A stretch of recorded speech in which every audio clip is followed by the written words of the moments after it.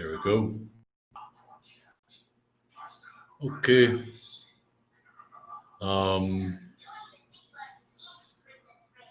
So today,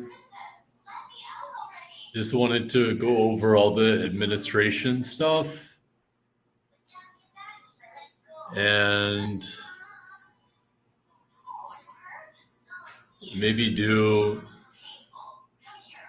some of the first topic.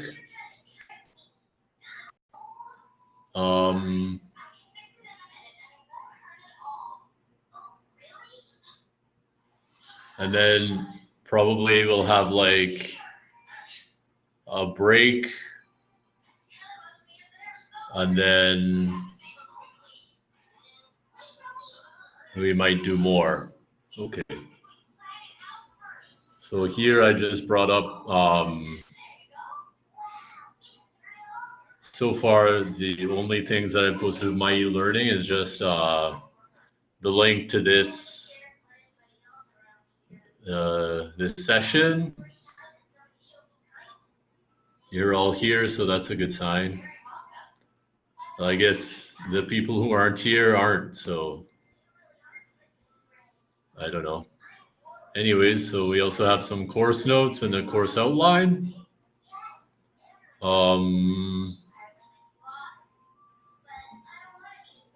Let's see. Oh, some reason. Let me share this.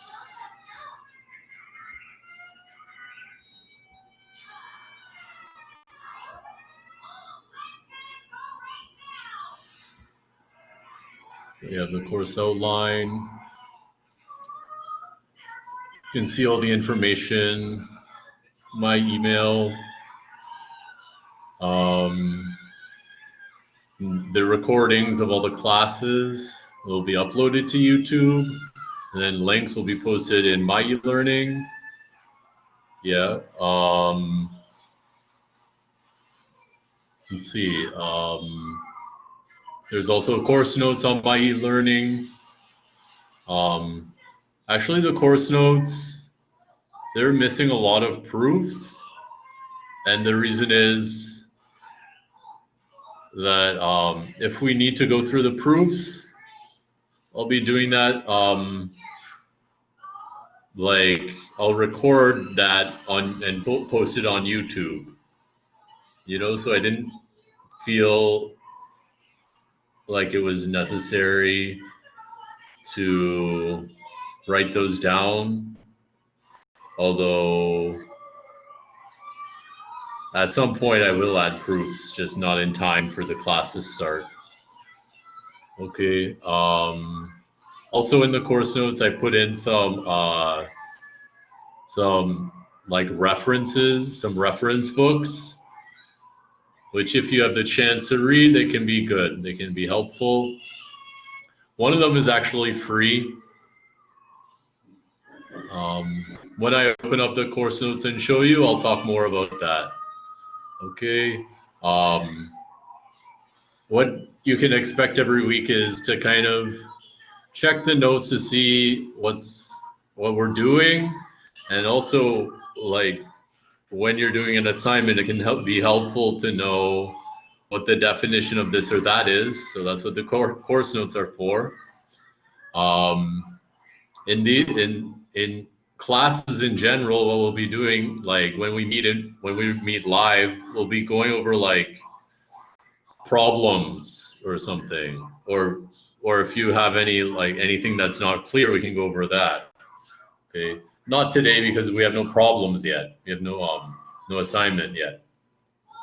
But from now on. Okay. And then if I need time to explain stuff, I'll do that on YouTube. Okay. And then for the assessment, there'll be the assignments will be 10%. There'll be 2 exams for 20%, and then a final exam worth 50%. And then all the exams will be between 12 and 24 hours long. Okay. And here are some of the topics.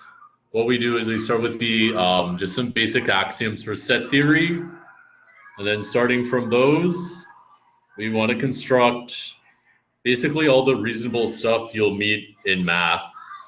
Okay, so we want to construct of course, we want to construct all the usual set stuff like unions and intersections and stuff like that. We also want to talk about relations, and like, often, certain basic properties about relations or maybe about the natural numbers are kind of taken for granted. One example is like the principle of mathematical induction. It's like stated and then you do some examples and then not much more is said. But here we want to go back and kind of fill in all the details with all that stuff. So after the natural numbers, we'll construct the real numbers, and then we talk about cardinality of sets, and then we talk about the axiom of choice, and that's kind of like the final chapter of the set theory. And then there's just like the last bit of the course is just about topology. Okay.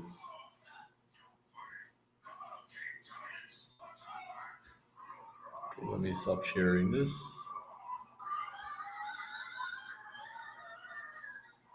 Okay. So, any questions so far?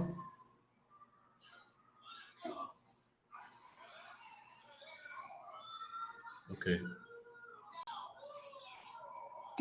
Oh, I see a question.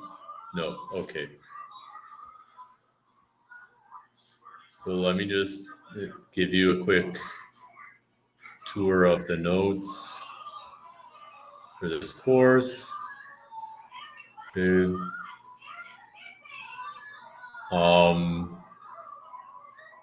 So if you ever need to know what is the axiom of pairing, well, I've listed it for you right there. Okay. And the reason I've done that, I mean, this is like, I didn't invent this. This is mostly taken from the book. Oh yeah, let me show you the references. Okay. So we have 4 basic references. The one that I took most of this material from is this book, Introduction to Set Theory. Okay.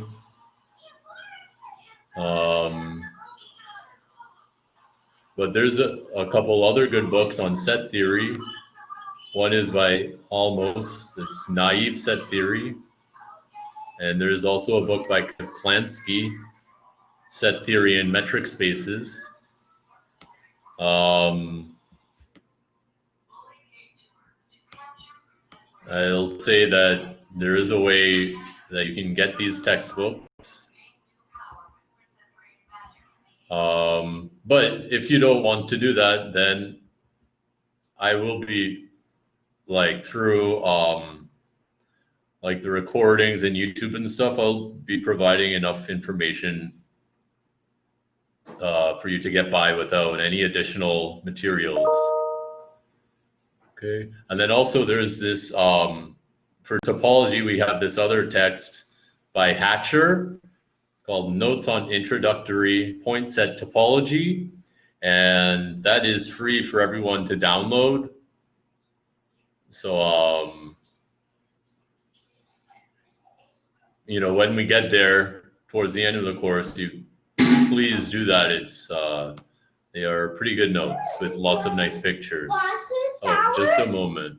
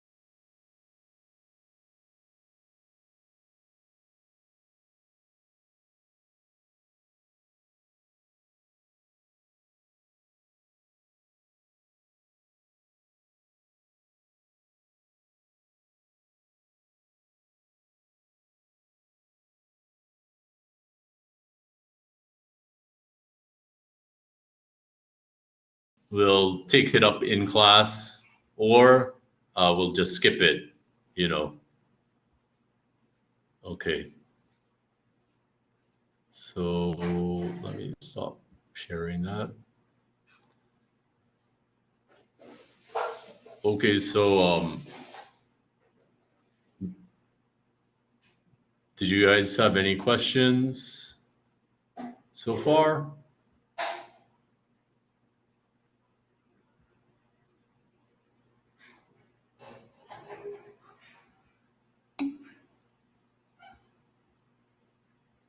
Okay.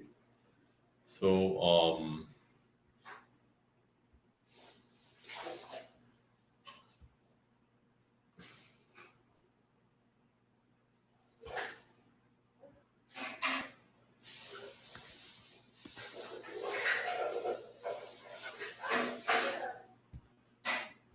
okay, let me share.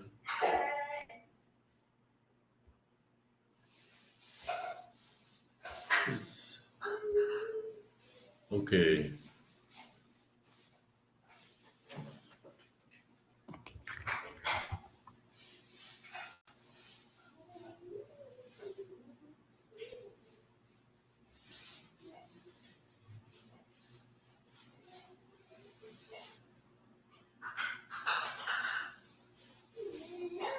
Okay.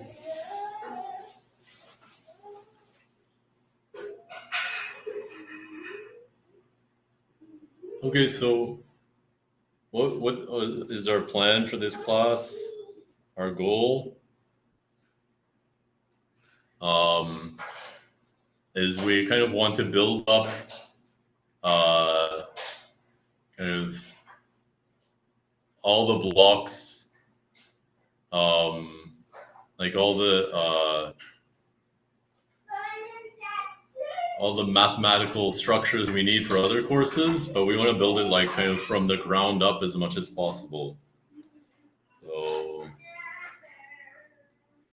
we, you know, just we want to build like things like the natural numbers, real numbers,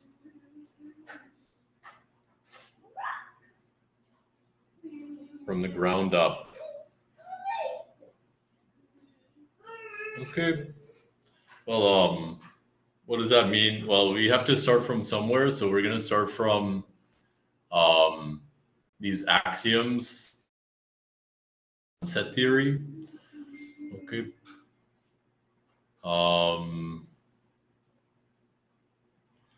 So we're talking about set theory. So the first thing is that we need to define what a set is, and actually, you know, we're not actually we're gonna cheat.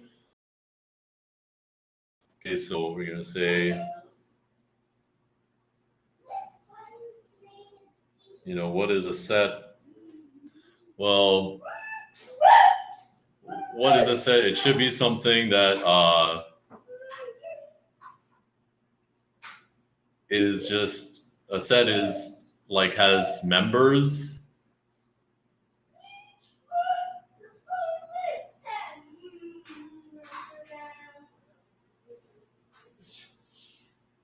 I'll say it has well-defined members. Okay.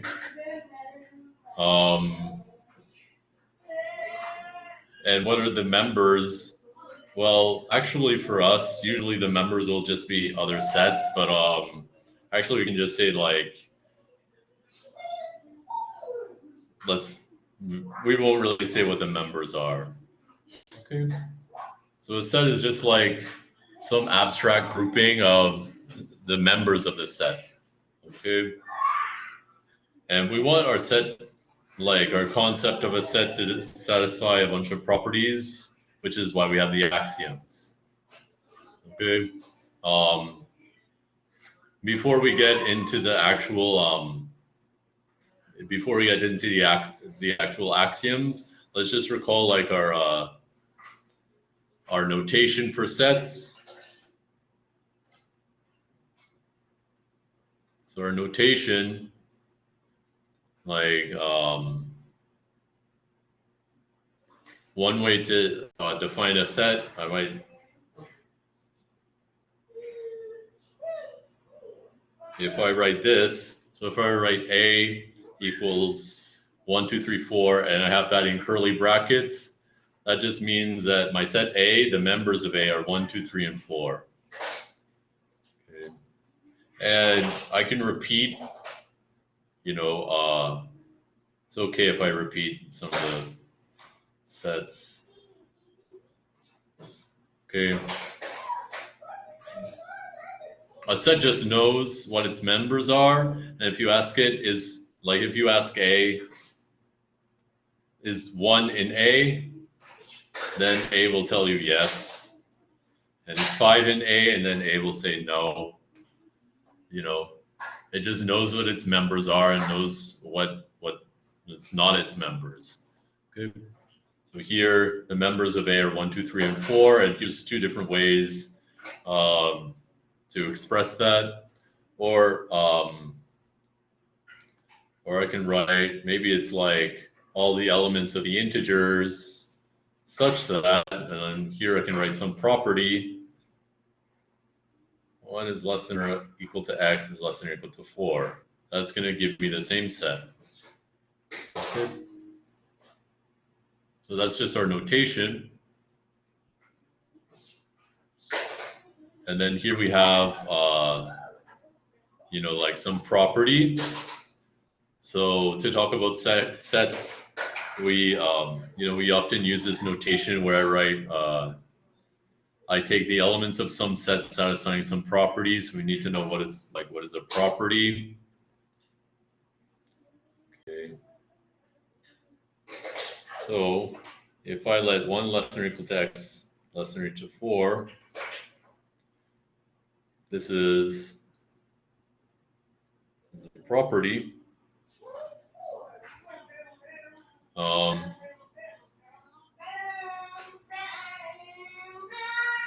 Whatever x is, p of x can be, or I don't want to say can be, is true or false, but not both. Okay. So, you know, like the number 3, p of 3 will be true, p of 5 is false, p of a, well, it depends on what a is, you know. But once you tell me what is x, then I tell you what is, then I can tell you if p of x is true or false. Actually, let's do another quick example. I can do like p of x. X is the sum of 2 primes.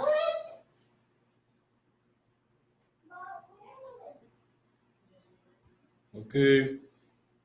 Then I might not, like, this is an example from number theory. Okay. So, you know, I might ask you, like, what about,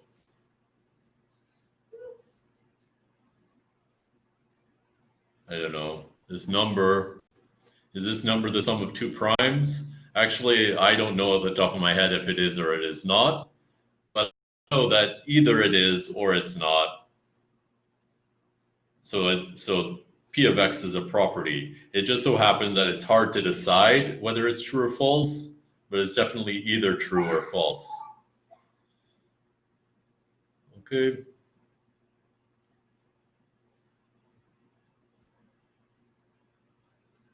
And then, you know, the reason why we have to be careful, just a moment. How does this smell? Very dirty.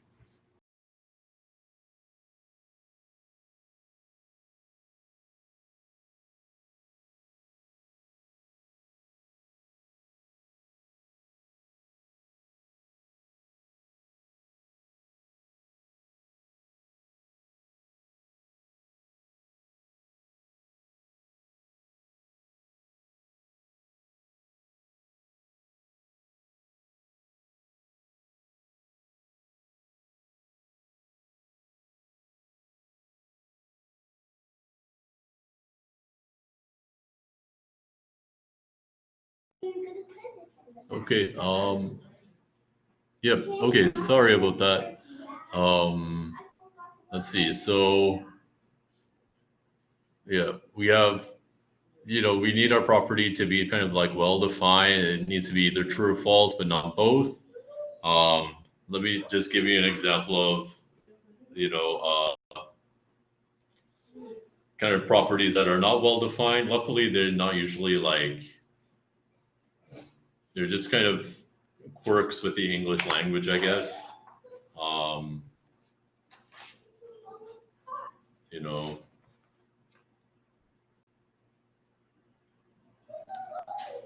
so this is like maybe a non-example of a property.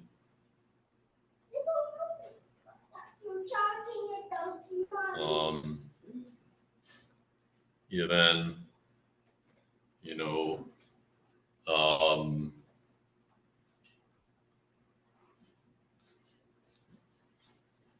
I can write n down on this paper.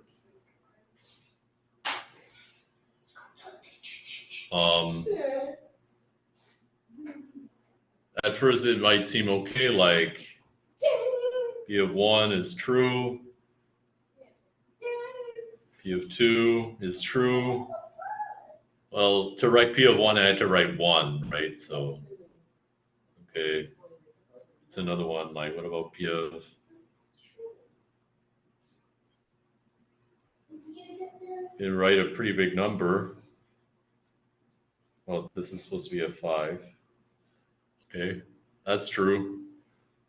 So P of, how many is that?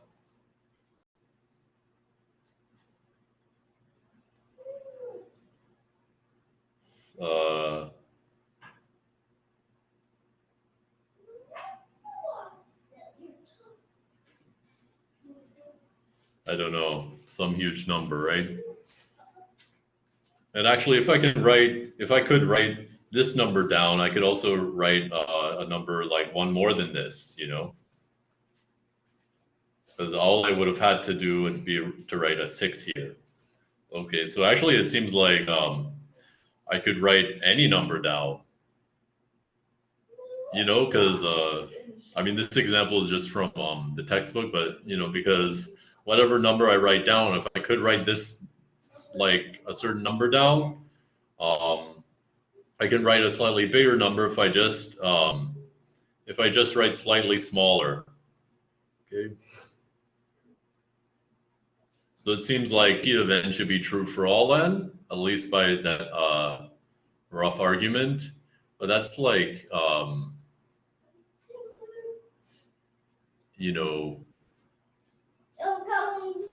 not possible. You can imagine a number that's not possible for me to write down. Like, imagine a number that's bigger than all the molecules in this page. Well, definitely I can't write a number smaller than a molecule, so therefore I can write that many digits on this page, Okay, so like the property I can write n down on this paper is like not well defined. The problem is like, especially the problem is this can. Another problem is like, what does it mean? This paper, if I write this sentence down on a different paper, it means something different. That's all problems, so we want like clear properties that are either true or false or both. Okay. Another example, which is, a little bit tricky, P of n is an element of n. Okay. And this is fine. So this is a fine property. N knows what its members are, so it knows if it's a member of itself. Okay, so at least for now, this is fine. So this can be either true or false. it would be very strange for a set to be a member of itself, but it's fine. Okay, so let's do one more example. Let's let A be the interval from 1 to 2, which I write like that. All that means is the real numbers such that 1 is less than or equal to x is less than or equal to 2. Okay. And then I'll write P of x to mean x is in A. Okay. So, P of 0, that's false. P of 1, that's true.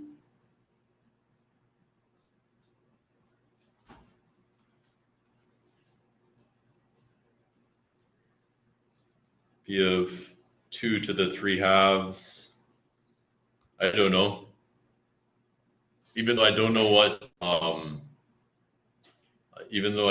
is 2 to the 3 halves, I guess it is probably, but even though I don't know exactly what it is, it's either true or false. I know that, right? It's either less than 2 or not. Actually, when I think about it a little bit more, it's definitely false. Because 2 to the 3 halves should be bigger than 2. Okay.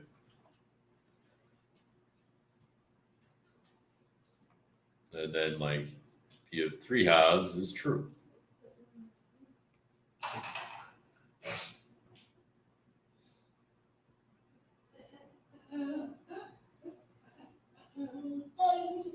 Okay.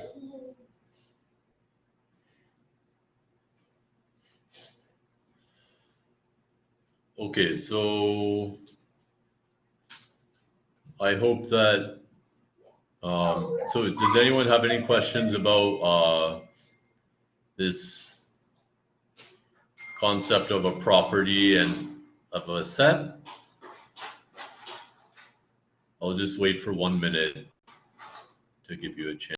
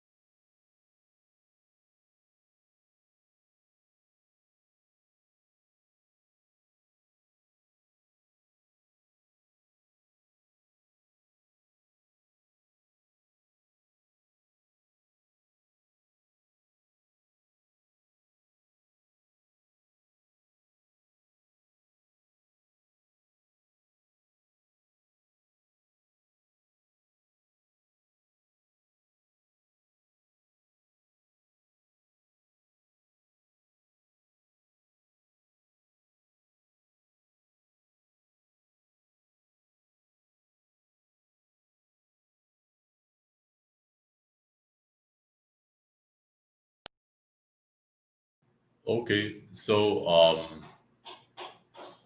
I guess we can just move on. So when we write down a property, it can be more general. It can involve like quantifiers. Let me just give you an example. So, more examples. Okay, you could say like P of x, y. That can be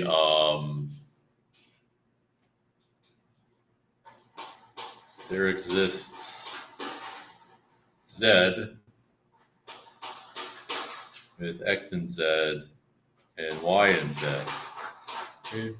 That is a property that depends on x and y, and then in the property, we have this quantifier, there exists z.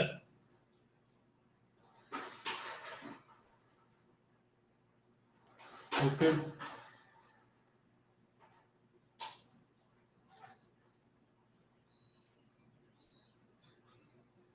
And maybe as another, like as a trivial example, like P of X could just be the property 1 equals 1. Okay. This actually is always true. So like the P of X is kind of like it doesn't even involve X, but that's okay. This is a fine property as well. This is either true or false, but not both. Yeah. Okay.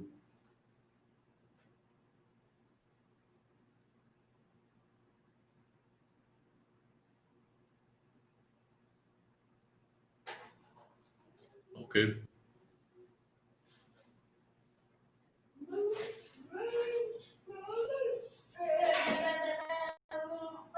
Okay. So I wrote down a bunch of sets. But if you remember, like throughout your classes, there's all these rules about sets.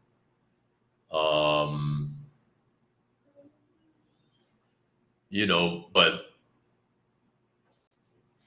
the point of this week is that we have to set up the rules, okay? Kind of. And so for that, we use the axioms. So like we gave all these examples of sets, but without an axiom, actually that's all nonsense. So let's start with our first axiom, the axiom of existence. Okay.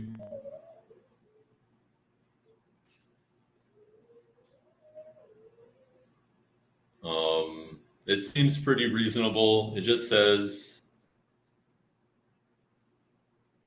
there exists a set with no elements. Okay.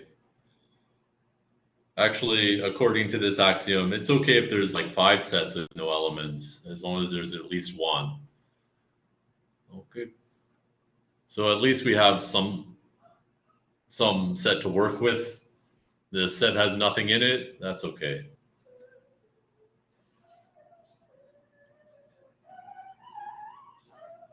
Okay. So if you don't have this axiom, you know, set theory doesn't go anywhere. You don't have anything to work with without this axiom. Okay.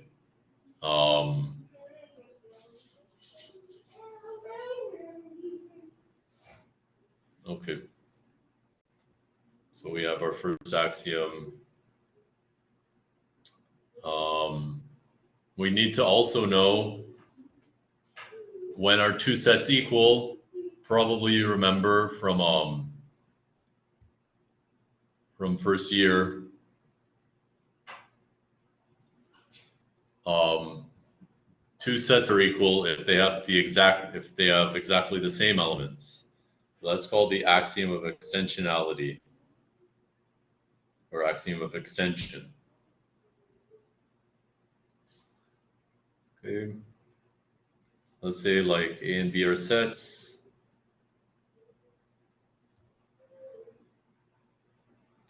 And A equals B if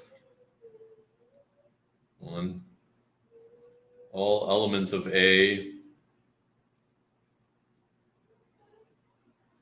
are also elements of B, and 2, all the elements of B are elements of A.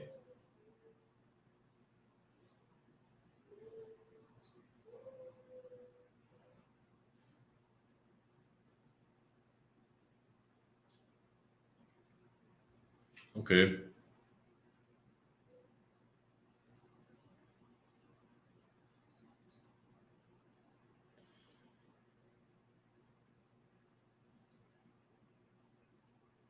Okay. And the axiom of extension, also we need some more notation. I mean, it's just a familiar notation, but let me just remind you of it. So notation,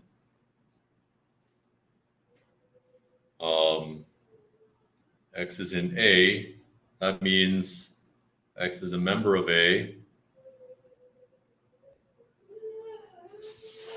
and A is a subset of B, that means all elements of A are elements of B. In other words, for all X, if X is in A, then X is in B. Okay.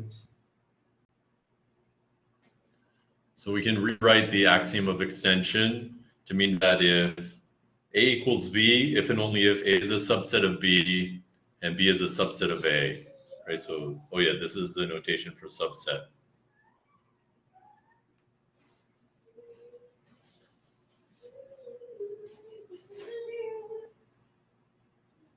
Okay, so we can write that as a proposition coming from the axiom of extension.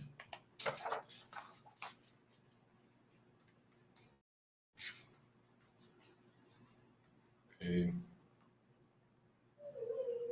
Proposition. Let's take two sets.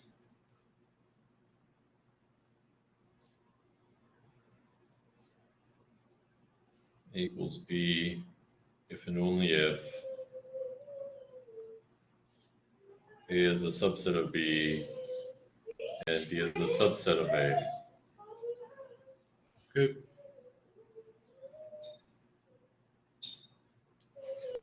Okay, and because it's like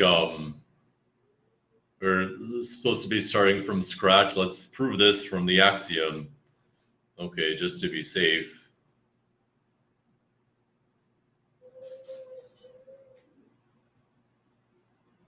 I mean, this proof ends up being kind of silly because this is almost the definition.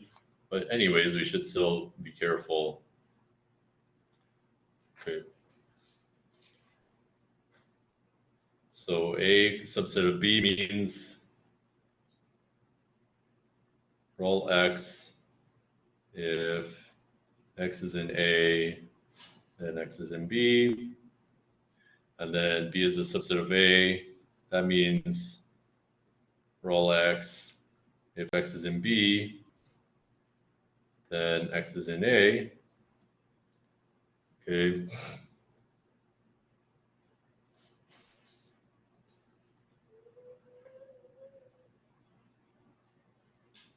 Okay.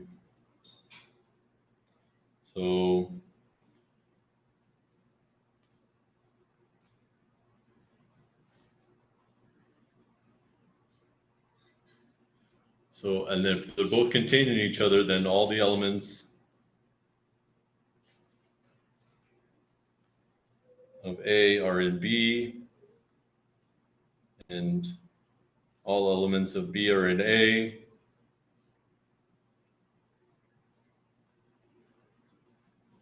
And then so A equals B because that's the definition, or that's the axiom of extension.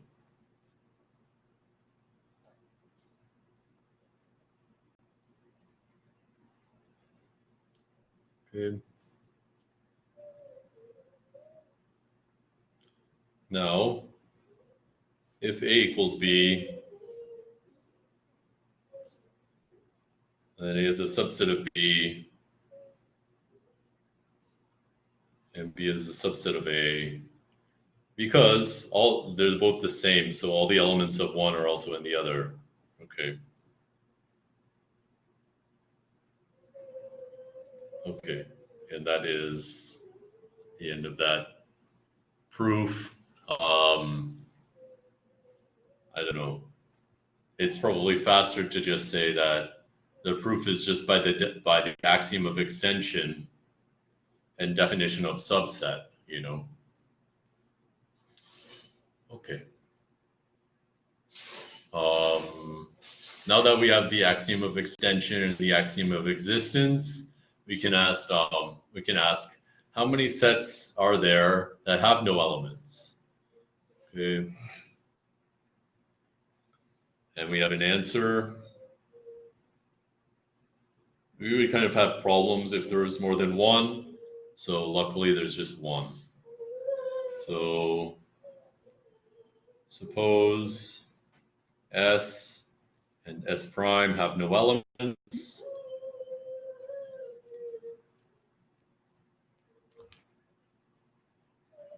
Then S equals S prime.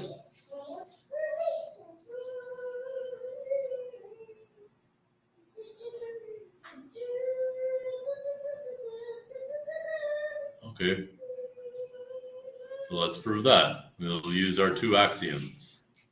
Actually, we just need the one. So proof.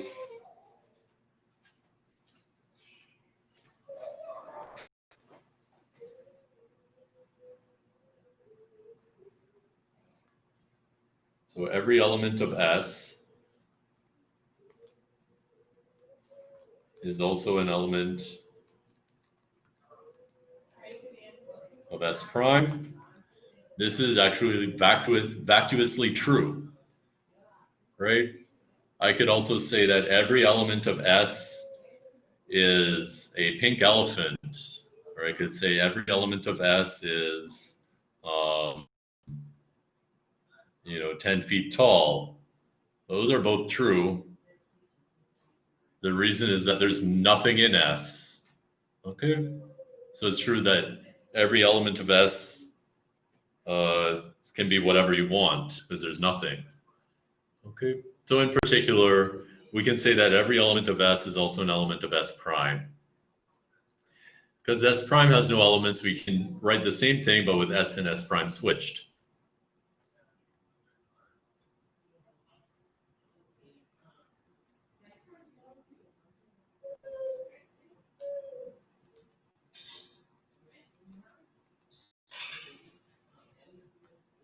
Okay. And so the axiom of extension kicks in and tells us that S and S prime are equal.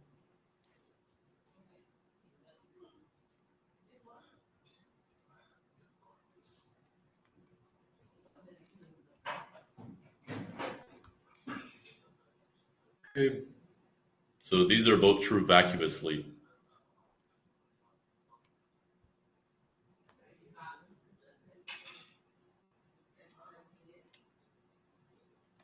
Okay.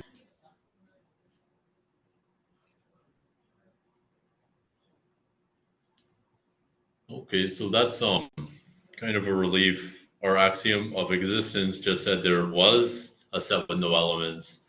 Now we've shown that if there is one, there's so our axiom says that there's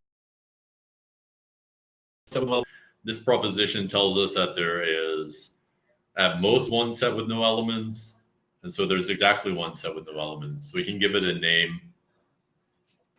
We'll call it the empty set.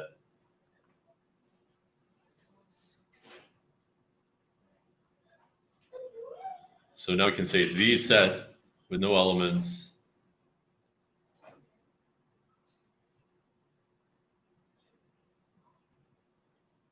is called the empty set.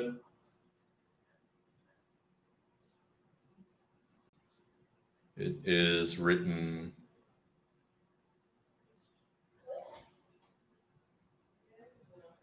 like that.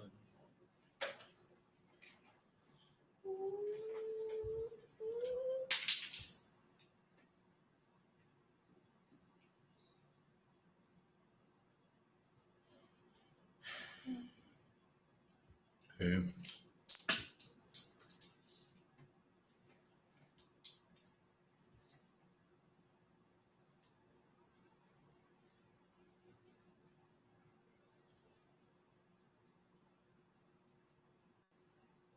Okay, that's so far so good. We have one set now. Okay. We kind of need more. I mean, it's nice that there's just one empty set.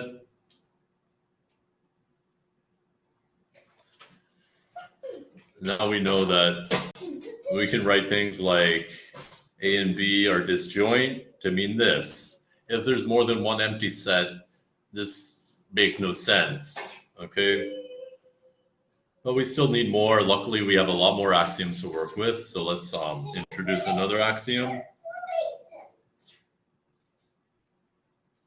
Okay, so we'll just introduce this axiom, and then we'll take a 10-minute break and come back. Okay, so we have the axiom schema of comprehension. Okay, the reason why it's called axiom schema is, well, the axiom of extension is just one sentence, like one statement. The axiom schema of comprehension is actually like a collection of axioms, right? So what collection is it?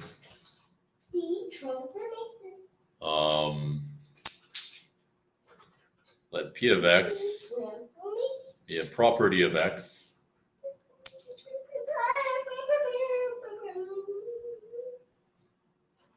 Then for any set A,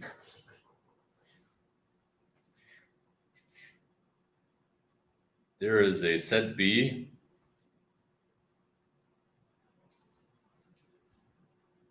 with X is in B if and only if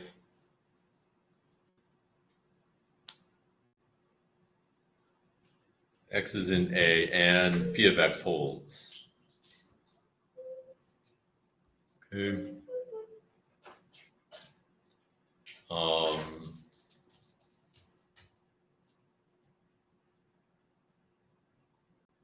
Right, so for whatever the property is and whatever the set is, we get the set B.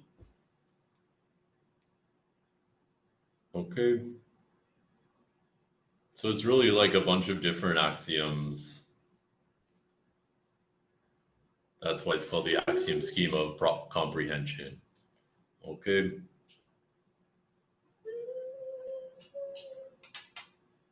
Okay, so let's just take a 10-minute break. And then after the break, we're going to talk about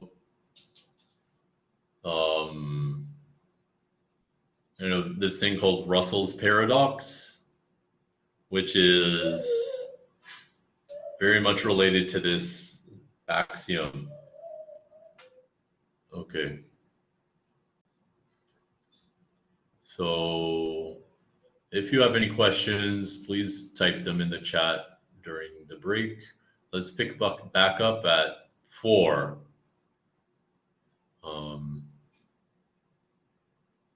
Okay.